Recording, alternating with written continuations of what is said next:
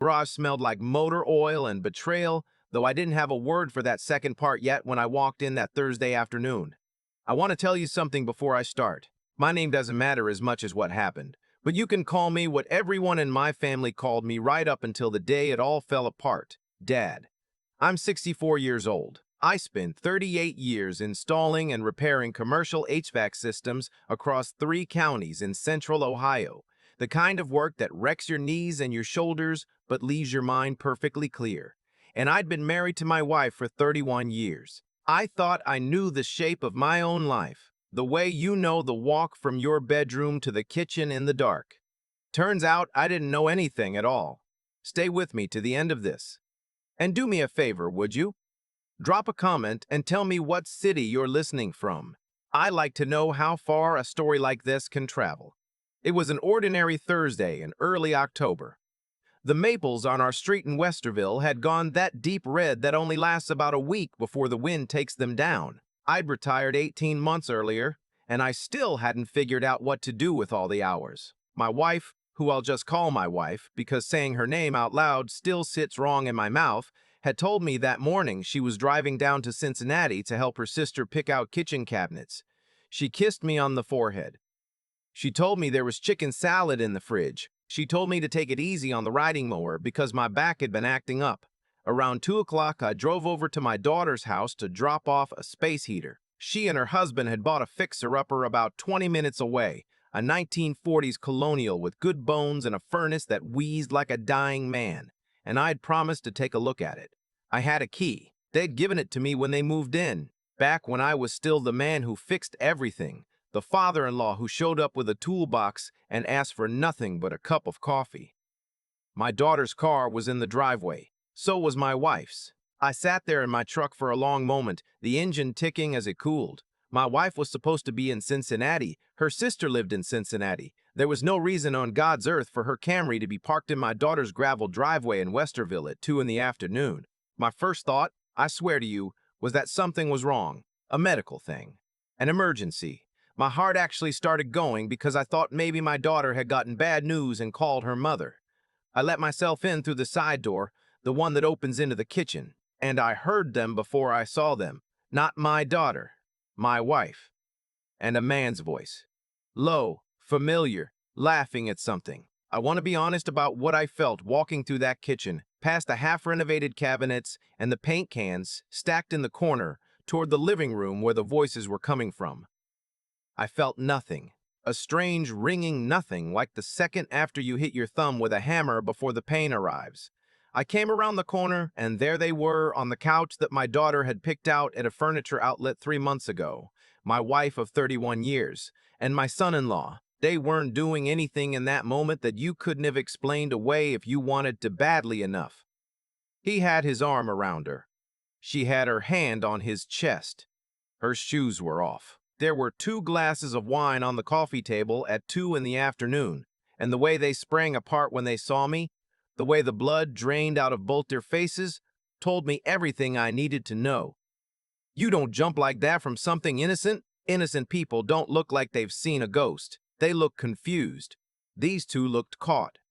My son-in-law stood up so fast he knocked one of the wine glasses over, red wine spreading across my daughter's coffee table, and I remember thinking, almost calmly, that's going to stain. That's going to ruin the finish. Dad, he said. Dad, this isn't... Where's my daughter? I said. My wife was pulling her shoes back on with shaking hands. She's at work, she said. She doesn't get off until 5. We were talking about you, actually. About a surprise for you. 31 years, and that's the lie she reached for. A surprise. For me. I almost laughed. I didn't yell. I want you to understand that because I've thought about it 1,000 times since, the fact that I didn't yell. Some men would have. Some men would have put my son-in-law through that freshly painted wall. But I'm not built that way, and besides, something colder than rage had already started moving through me. I looked at the 2 of them and I said very quietly, "How long?" Neither of them answered, which was its own kind of answer. "How long?" I said again. "Dad, please," my son-in-law started. "Stop calling me that," I said. And I left. I drove home. I sat in my own kitchen with the chicken salad my wife had made me, and I didn't eat it. I just sat there as the light changed, and the maples outside went from red to black, and I tried to make sense of a 31-year marriage that had apparently been a lie for some unknown stretch of time. My son-in-law, my daughter's husband, the man I'd taught to change his own oil, the man who called me dad and meant nothing by it, the man who'd stood in my backyard at the wedding and shaken my hand and promised me he'd take care of her. My wife came home a little after 6. She'd clearly been crying. She came into the kitchen and stood there with her keys still in her hand, and she said, "Let me explain." "Is it him?" I said. "Is it just him, or have there been others?" "It's only him," she said. Like that made it better. "And it's not, it isn't what you think. We never meant for it to happen. These things, they just—" "How long?" She finally told me.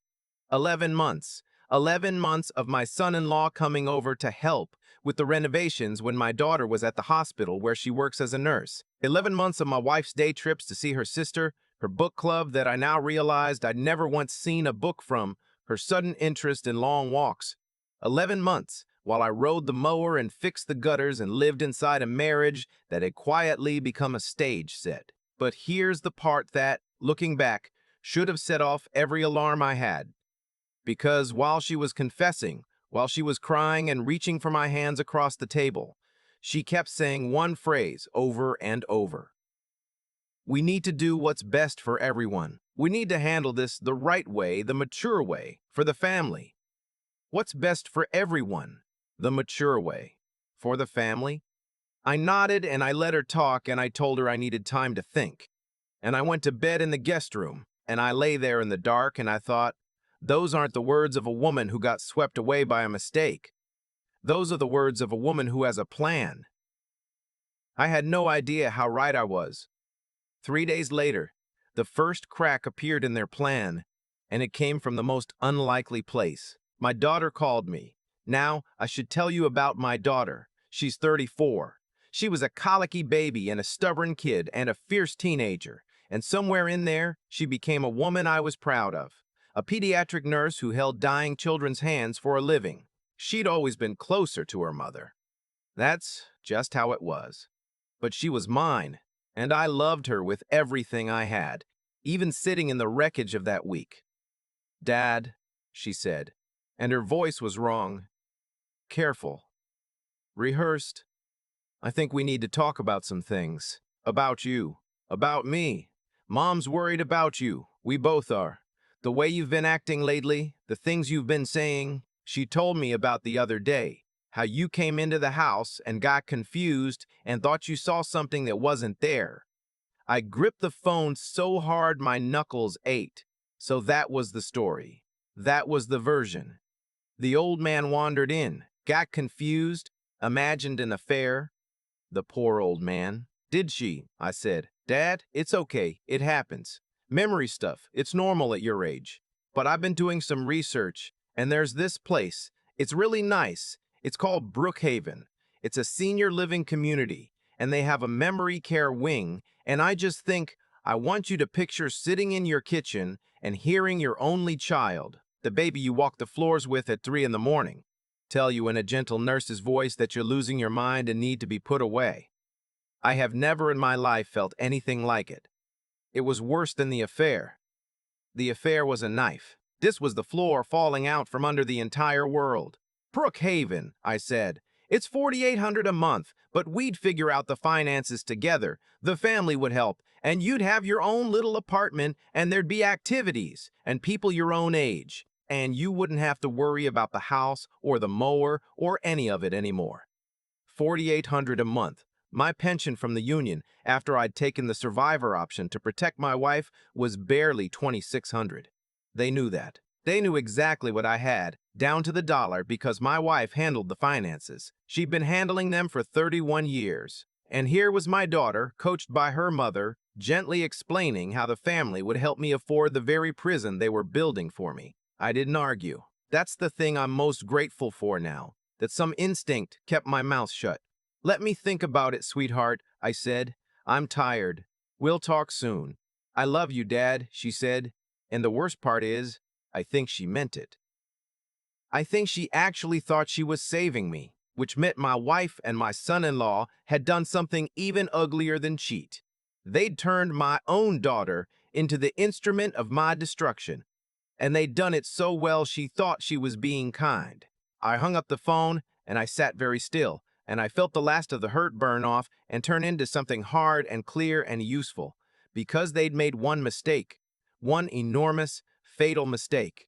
They thought I was just the old man with the toolbox and the union pension. They thought they were dealing with $2,600 a month.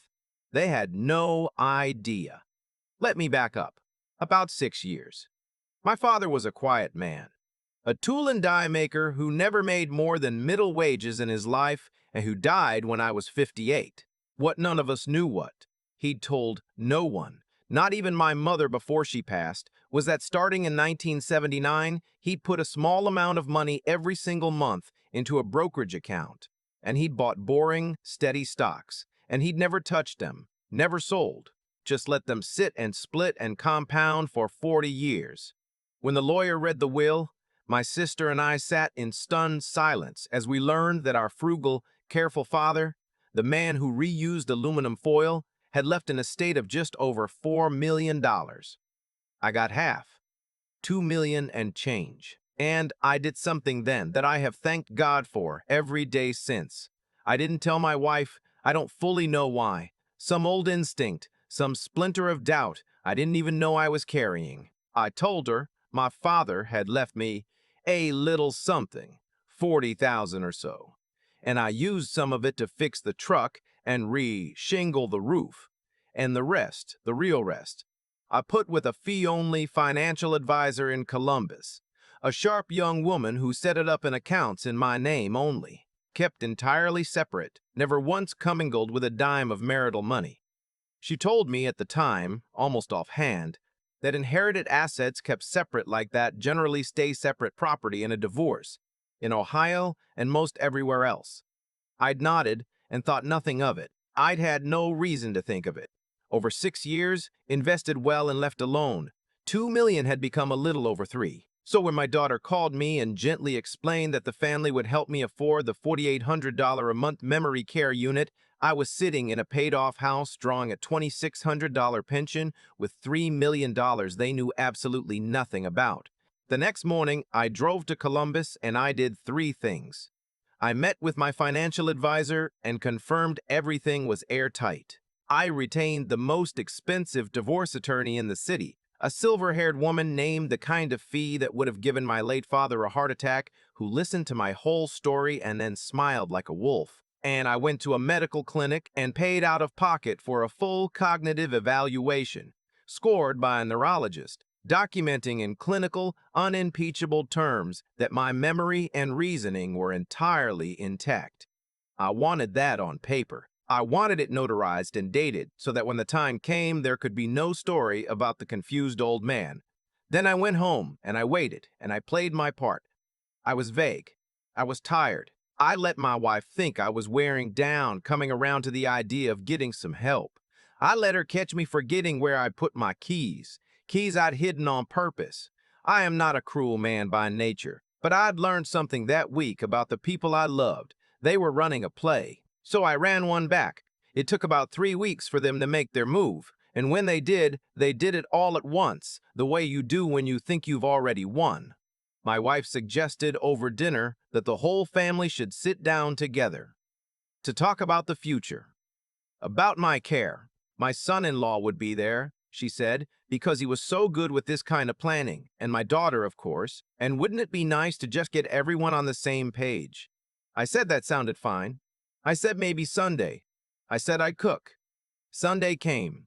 I made a pot roast, my mother's recipe, because some part of me wanted them to have one last good meal in my house before the floor came out from under them. They arrived together, the 3 of them, my wife and my daughter and my son-in-law, and they sat in my living room with that careful, gentle, condescending warmth that I'd come to recognize, the tone you use with a child or a sick dog. My son-in-law had brought a folder, a literal folder with brochures from Brookhaven and some papers I couldn't see yet. He set it on the coffee table like a closing attorney. My daughter started. She held my hand. She said, "Dad, we love you so much, and that's why we want to make sure you're safe and taken care of." My wife dabbed at her eyes and talked about how hard it was to watch me decline, how she'd noticed me slipping for months now, how she could barely sleep for worry. She was good. I'll give her that. If I hadn't watched her spring off that couch with her shoes in her hand, I might almost have believed her. And my son-in-law, the man who'd been inside my marriage like a tick under the skin for 11 months, opened his folder and started talking about powers of attorney, about how it would be simplest if I just signed a few documents now, while everything was friendly, giving my wife authority over my finances and medical decisions, so that things would be easier down the road. He slid a paper across the coffee table toward me. There was a little flag where I was supposed to sign.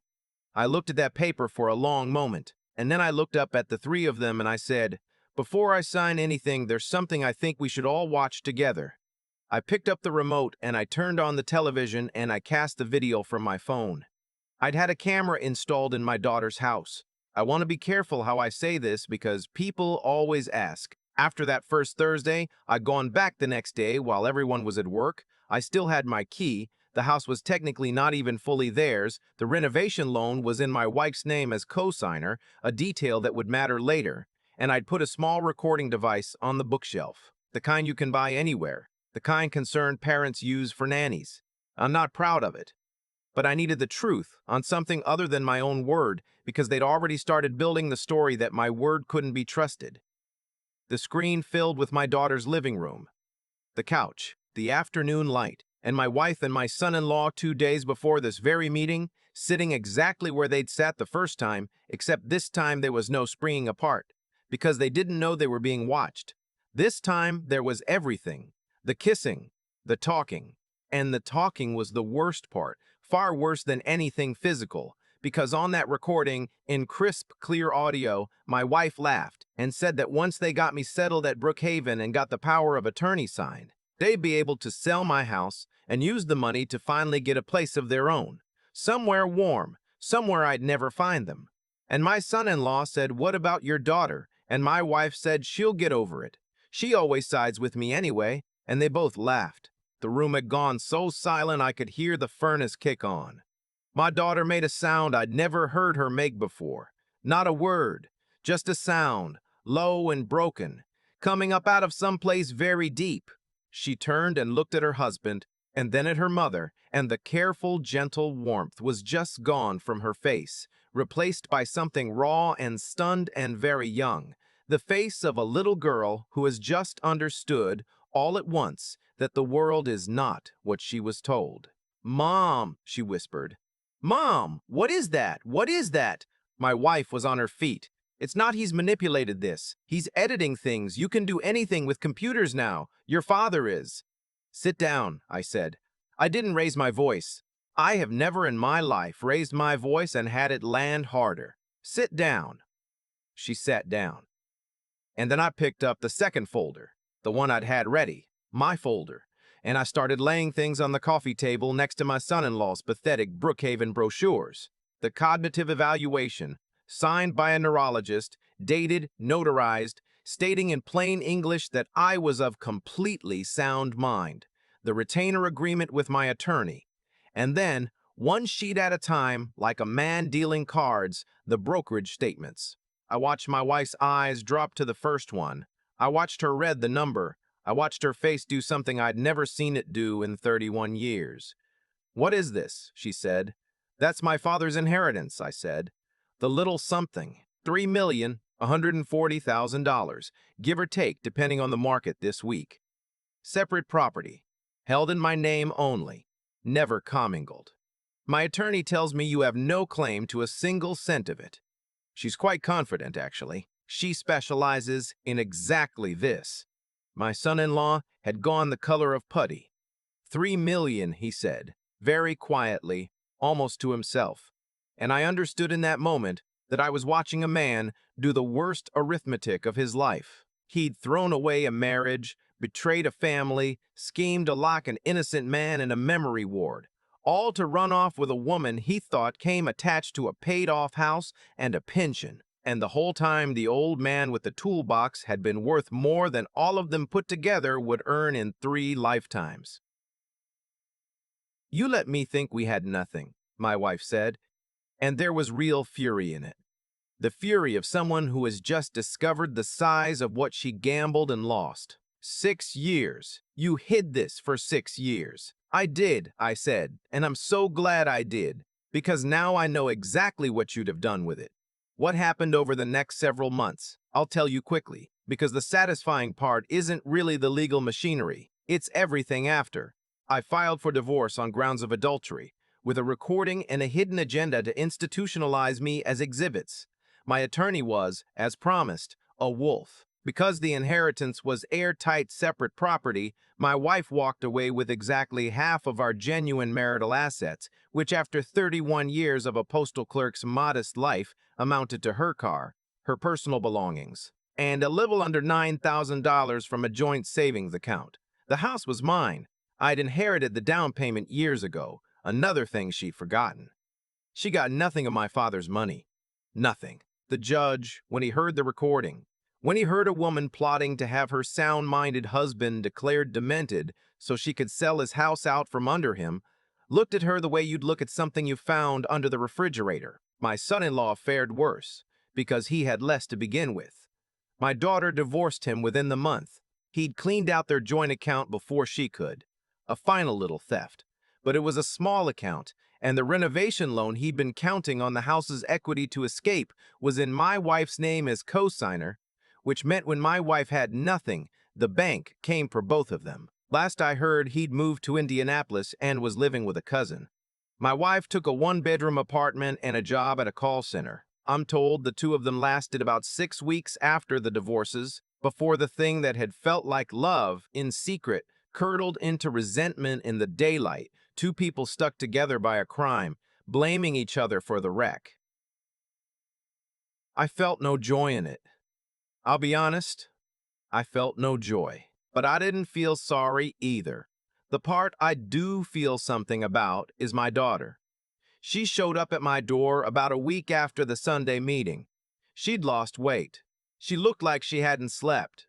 She stood on my porch in the cold, and she said, "Dad, I almost did it. I almost helped them put you away. I called that place. I toured it. I had myself convinced I was being a good daughter." And then she just broke, right there on the porch, and I caught her, my 34-year-old daughter, the way I caught her when she was 4 and fell off her bike, and I held her while she cried into my coat. Here's what I decided, and I want to tell you why, because I think it matters. I could have cut her off. Plenty of people told me I'd have been justified. She'd believed the worst of me. She'd let her mother poison her against me. But I kept coming back to one thing. She'd been lied to by the two people on earth she trusted most. And unlike them, she hadn't acted out of greed. She'd acted out of a twisted, manipulated kind of love. Her mother had used that love as a weapon. The difference between my daughter and my wife was the difference between someone who was deceived and someone who did the deceiving. And I'd be damned if I'd let my wife take my daughter from me too, as a kind of parting theft. So I told her she could come home for a while, until she got back on her feet, and I set down a rule, the only one.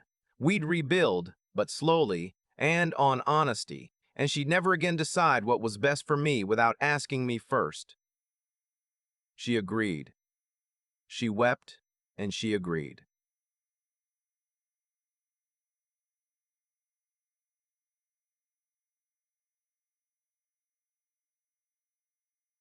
That was a little over a year ago now.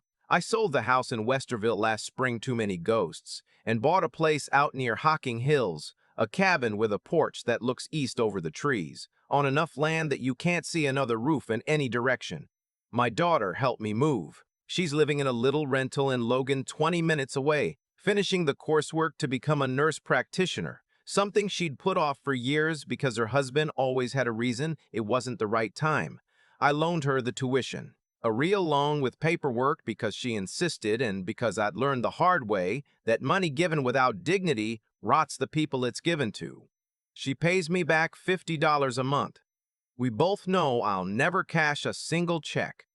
But it matters to her, and so it matters to me. I take photographs now. I never had time before. The light out here in the fall, when the maples go that deep red that only lasts a week, is something you have to see to understand. I get up when I want. I eat what I want. There's a woman down the road, a widow about my age who keeps bees and brings me honey, and never once in 8 months of friendship has tried to manage me, change me, or decide what's best for me.